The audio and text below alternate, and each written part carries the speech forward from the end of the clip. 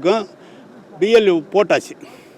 எங்கேயாவது ஒருத்தர் சில பேர் வேலை தெரியலன்னா கூட மாற்றி கொடுத்துருக்காங்க. அவங்களுக்கு கூட சொல்லித்தரத்துக்கு ஆள் அனுப்பிச்சிருக்கு. பிஎல்ஏ 2வும் போட்டாங்க. பிடிஏ கட்சியிலேருந்து போட்டிருக்காங்க. பிஎல்ஏ 2 வந்து அரசாங்கத்தால் தேர்தல் ஆணையத்தால் அங்கீகரிக்கப்பட்டவங்க அவங்க போகிறாங்க. இதை நாங்கள் எல்லாரும் வாக்காளர் யாராவது நீ உங்களை வேணான்னு சொன்னால் தானே எங்களுக்கு பிரச்சனை. எல்லாருக்கும் எல்லான்னு சொல்லி முதலமைச்சர் சொல்லியிருக்காரு, செஞ்சுக்கிட்டு இருக்கேன். இதில் என்ன இருக்க குறை?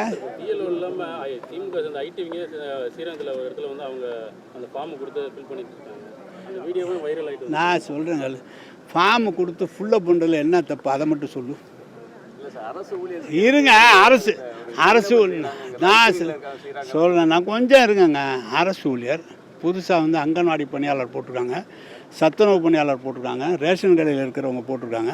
இன்னும் 2 நாளைக்கு அவங்க தெரிஞ்சுக்கிற வரைக்கும் யாராவது கூட ஹெல்ப் பண்ணுறதுல என்ன இருக்குது? நாங்கள் ஏதாவது தப்பு பண்ணுறோமா?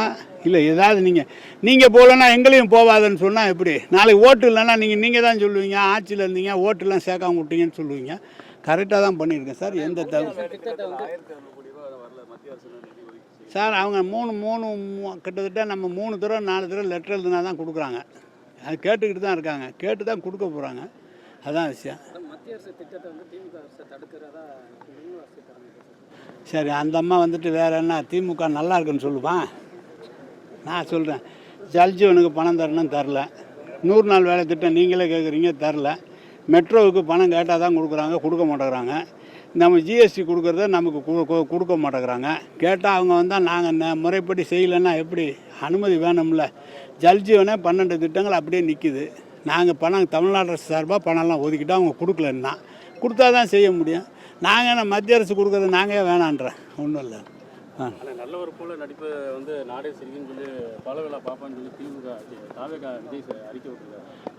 சரி, நாங்கள் அவருக்கு நல்லவர் மாதிரி தெரியல. நாங்கள் என்ன பண்ணுவோம்? நாட்டு மக்களுக்கு பூரா திமுக ஆட்சி முதலமைச்சர் நல்லவராக தெரிகிறாரு. நீங்கள் இப்போ கூட்டத்துக்கு வந்திருக்கணும். கூட்டத்துக்கு மட்டும் 3000 பெண்கள் இருந்தாங்க. என்ன கேட்டாங்க? இதெல்லாம் நடந்திருக்கு, இன்னும் கொஞ்சம் செய்யுன்னு தான் சொன்னாங்க.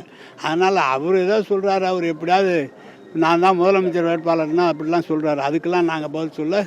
திமுக நல்லவர் மாதிரி வேஷம் போடல, நல்லவர். அதனால தான் அவ்வளோ காரியங்கள் நடைபெறுது. முதலமைச்சர் மிக நல்ல முறையில் செயல்படுகிறார். நல்ல காரியங்கள் நடைபெற்று கொண்டிருக்கிறது. கிராமந்தோறும் மக்கள் வரவேற்றிருக்கிறார்கள். விடுபட்ட அத்தனை மக்களுக்கு திட்டங்களை இப்போ தரப்போகிறார். அதான் விஷயம். வணக்கம்.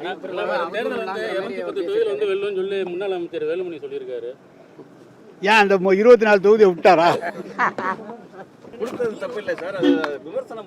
பண்ணட்டுமே, எங்களை எல்லாமே நல்லவன்னு சொல்லுவான். யார் பண்ணாமா?